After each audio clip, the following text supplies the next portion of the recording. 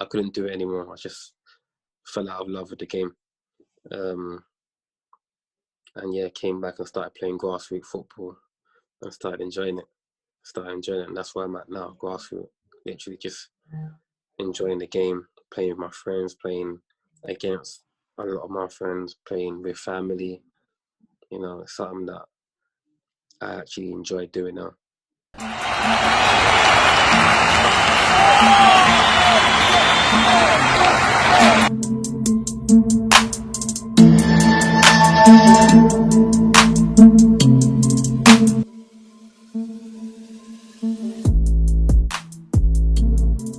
Guys, don't forget, make sure you subscribe. Click that button down below. Don't be shy. Subscribe, it helps our channel. And yeah, you know, you get to see more videos like this one. Back to the video. So let's take Everton out of it. You know, when you're on a high like you were, going through every age group, you exploded from grassroots, come out of that, signed, play a couple years, sign somewhere else, then you're playing at Everton, doing your thing. What's it like when then you kind of have that come down from all those highs, and then it's like, raw, this is the world that people were telling me about before, where, you know, now it's really like every man for themselves kind of thing. Yeah, that's. I remember it like it was yesterday. The moment I got released in that office.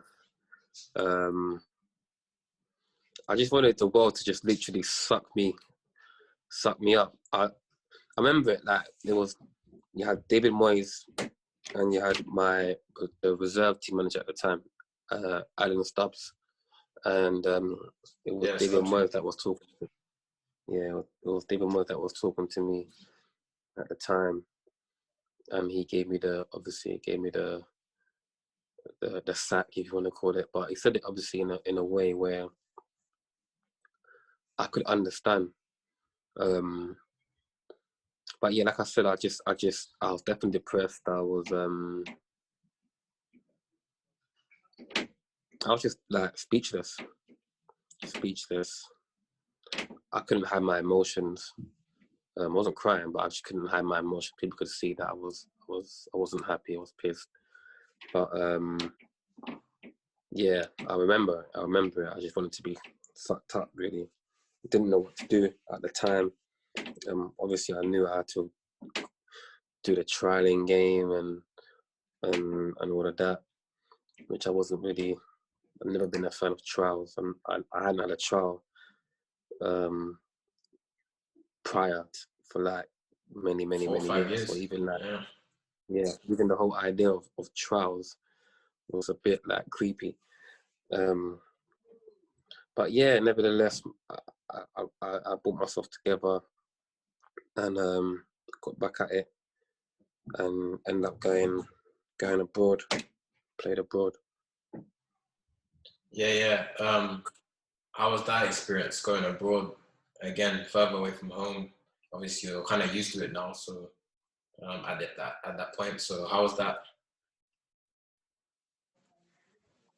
Going abroad was probably, for me, obviously I know you're abroad. For me, I think it was a mistake. I think I should have stayed here. I remember the agent that I was working for at the time, he had an offer for me in England, and I turned it down because I just liked the whole idea of going abroad. So I turned it down and then went abroad. It didn't work out. So I came back. But yeah, I think that was, for me, probably one of the biggest regrets in my football career, going abroad straight after being released.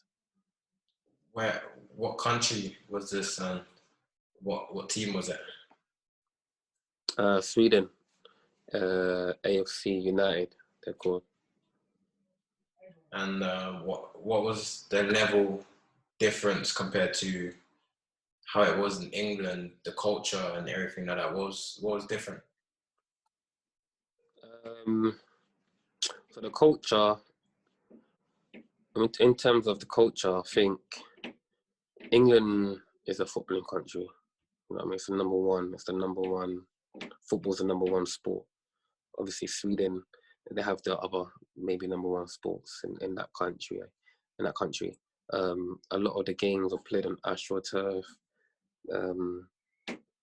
The buzz around, like the camp wasn't the same.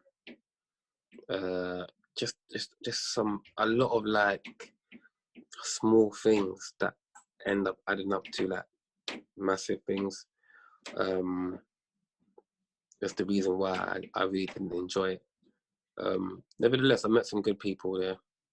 I met some real good people that I'm still friends to today. But ultimately, I'll definitely say my time there wasn't really enjoyed as much as I thought it would be. So coming back to the UK, what's your first thoughts like? Obviously, you want to get back on the ladder, get back playing. Was that hard for you to come back? What, from Sweden to come back here? Yeah, in terms of everything, you have to kind of press the reset button again. You know. You know what it was? Because at the time, I'm young, I'm not working, you know, football's all I know. So it's literally like I wake up and I'm looking. You know, you're not patient. You're not. You want something to come quick. You know, you want something to come quick. Like you're all messaging your agent. You found your club yet? You found your club yet? What's the latest with this? What's the latest with that? You're constantly, you know, thinking. But at the same time, you gotta, you know, practice and make sure you're fit enough to train once the opportunity comes. But yeah, no, when I came back, I settled for a team in the conference. And I really started enjoying it. Again. That team were based in the Midlands, so it was quite a trek, but they would pay for my travel. They'll actually pay for my accommodation as well. It was almost like a professional team, the way they like ran things, you know. So I really started enjoying it, and their fan base is quite good as well. After that, I went back. I went back away. I went back abroad to Norway. Similar to Sweden. Came back to the UK, and then I think I joined the team. Then went back. I went to Australia this time, and that was the final straw. I couldn't do it anymore. I just fell out of love with the game. And yeah, came back and started playing grassroots football and started enjoying it. And that's where I'm at now, grassroots. Literally just enjoying the game, playing with my friends, playing against a lot of my friends, playing with family. You know, it's something that I actually enjoy doing now. Why is that? What for the people who don't understand, who's watching, they're gonna be like, "What? Playing football for a career and everything like that? Like, why would you? What is it that makes you fall out of love with the game?" Out of love. Yeah. Like I said, anyways, it all comes down to money, I believe. I believe it comes down a lot to money. So a lot of the times when I was going abroad, I'm vulnerable. So when you're abroad, you're vulnerable automatically. You're not really used to their system. So a lot of the teams weren't paying the correct money, or they'll shortchange you, or they'll tell you that they'll pay you this amount and you're getting paid that amount, or the delay in the salary. It's just, for me, money, you get emotional attached, you know, because reason that a lot of the times we play for money, and a lot of the times as a footballer, you are playing for money, but you're playing at the same time for the love of the game as well. Especially at age like myself and yourself, of course. So you can't just be working, giving it your all, and then for them to come and tell you that we've had to cut your money in half because we're going through a bit of difficulties. There's nothing worse than hearing that. Do you know what I mean? Or the chairman is I don't know, is trying to solve some, I don't know, whatever excuses they Always come up with. excuses, yeah, And yeah. there's always an excuse as well. Always. Mm. And like I said, I just got tired of it. I got tired of it. I'm not with my family. I'm in a country where, you know, I don't really know anybody. So I thought, like, I can't do this anymore. I can't do it anymore. So I came back. And said, this is it. Literally, this is it. And that's why I fell out of love. But like I said, I fell back in love with it, playing grassroots football, and what I'm playing for free. I'm even paying to play. Do you know what I mean? Mm. I'm paying subs to pay. Why? It's free. I'm stress free. I'm playing because I actually love the sport. I'm playing with my friends, with my brothers. I'm enjoying it again. And you know what? A lot of teams. I get a lot of teams asking me to join them, like Ryman teams and conference, North and South team. But I said no. I'm not doing it. I'm not doing it. A lot, Jordan. A lot of teams. But I'm not doing it because I know what that comes with. I'd rather be happy and play for free than get paid for, I don't know. Nowadays, they'd be fishing up quite a lot of money. But if it doesn't make any sense, if the money makes sense, of course. Do you know what I mean? But if it's like 200, 300, for me, I'd rather be happy and not play and just play with my friends, honestly. But that's just me in a way. So playing for money for me, like, sorry, I was saying happiness. All right, when it comes to happiness, it's almost like it opens doors for a lot of things. When you feel happy within, it opens doors for a lot of things. When, let's say you're playing for money, and you're sad, you're upset, you're emotionally tired with that money, but it's making you upset. I'm telling you, it creeps into a lot of things that you're doing, and then you won't be happy in life. I want to be happy in life and play for free. But obviously, many people will disagree with it. But I just believe it makes you a better person. It makes you think of ideas that would make you money.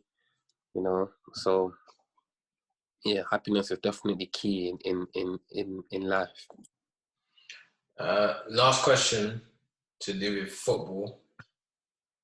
Explain to everybody your feeling and your feelings on calling it quits in terms of your career and feeling like, well, what emotion do you have when you let go, in terms of, is this like like a breath of fresh air type of thing, or is it like, I wish, you know, I wish this could have happened, I wish that could have happened. Like what, because I've spoken to you, you're the third guest I've had on for Career After Football. I had Marvin Sordell and had someone called Alfie Kane. Both different perspectives. So right now it's like one this side, one that side. Alfie, he was younger when he quit. Or I wouldn't say quit. Quit's not the right word. Just decided to choose a different way of life for his career. And you know, he feels like he could have, you know, I wish, blah, blah, blah. Marvin, you know, had a great career, you know, did what he needed to do. He doesn't feel any regret type of thing. He doesn't feel any like attachment still to football. What do you feel? I'm a bit of both, but I'll sway more to feeling some type of way because of the simple fact that I've not accomplished what I've always dreamed of accomplishing, of doing. And that was obviously to play in the Prem and have my name spoken about, you know, nationwide. So I see a lot of players that I played with, played against, that I know that are playing at either a good level or playing in the Prem. playing in Champions Leagues, you know, that I grew up with, that I'm still friends with till today. And it kind of like, I won't say upsets me, but I just feel some type of way about it. You know, I'm happy for them, but for myself, I just feel some type of way. Like, what could have changed? Did I make the right decisions? You start asking yourself questions. So yeah, I'm definitely not happy at the fact that I've not accomplished what I've always dreamed of accomplishing as a child, as a kid. But I have accomplished something major, and that's obviously being the youngest player to play for South. And that's something that would always be with me, and I can always tell my nephews, my children, my grandchildren, you know what I mean? So yeah, I think that's my take on that.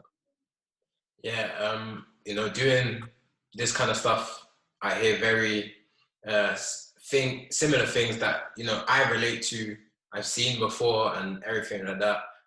What you just said there, where you have actually something that you did accomplish, you know, so you don't actually feel like necessarily, you know, I could have. Obviously, everyone does, you know, even probably the best players do. Probably even Ronaldo might feel like that at the end of his career if he doesn't win a World Cup, you know. Yeah, Like that's just the way life is. You're always trying to go to the next step, achieve more and more, and if you're driven like that, you'll never stop, right?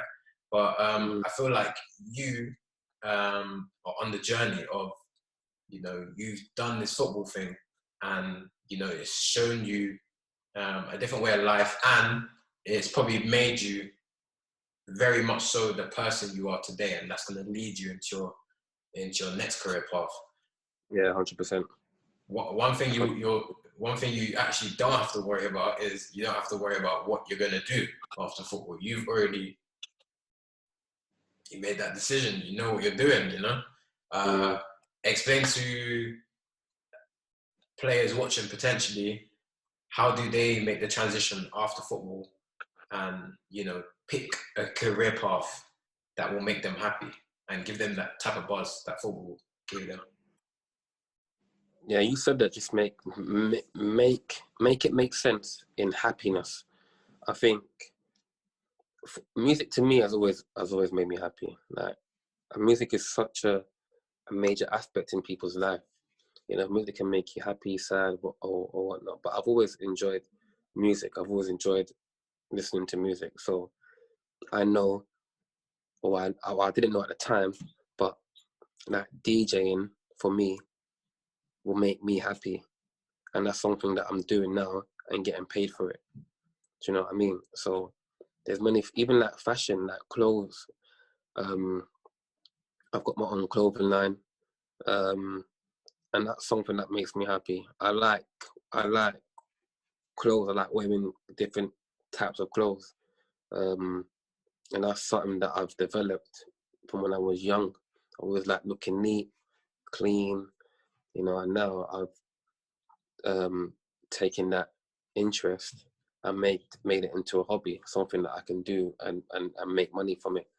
So I definitely believe that after whatever you're doing, talking about football, after football, think about what other things you're good at and make it into a business. Make it into a business for yourself. And I think that's very, very important. For more content like this, like, share, and subscribe.